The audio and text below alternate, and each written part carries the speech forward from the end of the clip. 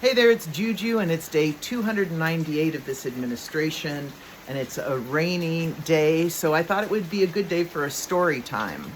And this is a story that I found. I'm a pack rat, as my husband will tell you.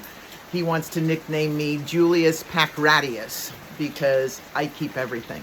But I was looking through some papers, looking for something. I'm always looking for something. And I found these documents that tell the story of the sweater. So this story is about my grandfather's sweater. Now, I'm not wearing that sweater. I'm actually wearing a coat. And this was my first husband, Stephen B. Ward's coat that he wore all the time. So I'm going to wear this as a stand-in for the sweater.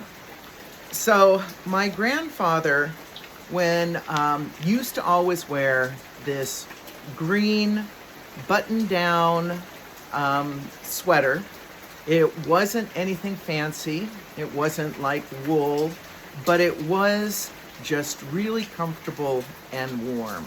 And after my grandfather died, probably, in the early 90s, I don't have all the dates, but after my grandfather died, my grandmother started wearing that sweater.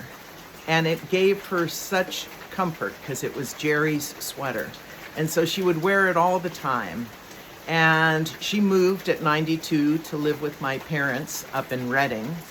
And my dad always kept the house cold.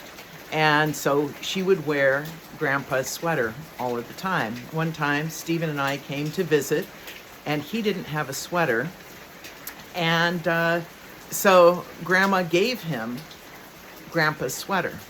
And then Stephen started wearing it all the time. So, and it was like his favorite sweater. But then I heard from my mom that Grandma really missed that sweater. That it was an act of generosity that later you really feel like, I really wish I hadn't given away that sweater. And so on Christmas in 1996, Stephen gave my grandmother this note. As some things we keep, others we don't. Like sometimes we will, sometimes we won't. I was grateful for your thoughtful gift, given with love. It gave me a lift. So in that spirit, to make you feel better, I'm giving you back your beloved husband's sweater. And then she wore that sweater. She was so touched, and she wore that sweater until she died. And then after she died, Stephen, my first husband, had died. She actually died at 40 before she did at 99. And so then after that, I got the sweater because Stephen had died. And so my mom gave me that sweater. And it was my comfort to me after Stephen was gone. And, I wore that sweater the whole year of mourning for Stephen. And then on the following Christmas, I found this, and I wouldn't have even remembered all of this if I hadn't saved all these letters. So then in 2001 on Christmas, I gave the sweater to my mom. And I said, Mom, a gift given is a gift received. You have given so much of yourself. It is time to receive in your turn. I know when this comes back to me, it will have been broken in by some of the most important people in my life.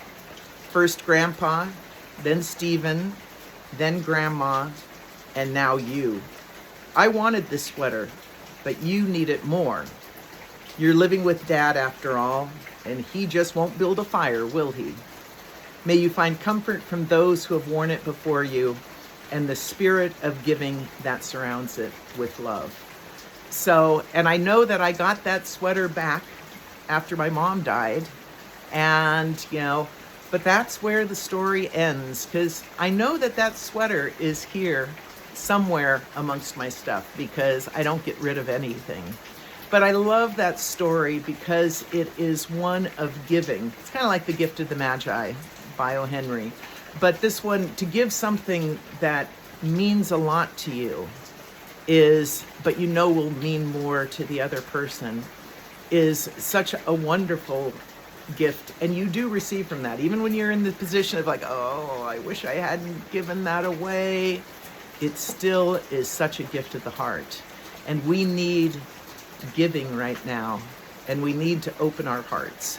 So I hope you enjoyed this little story of the sweater, and this is Juju, unfiltered, unedited, unscripted, coming from a rainy day in the mountains. And lead with love your family, and think how you can give back.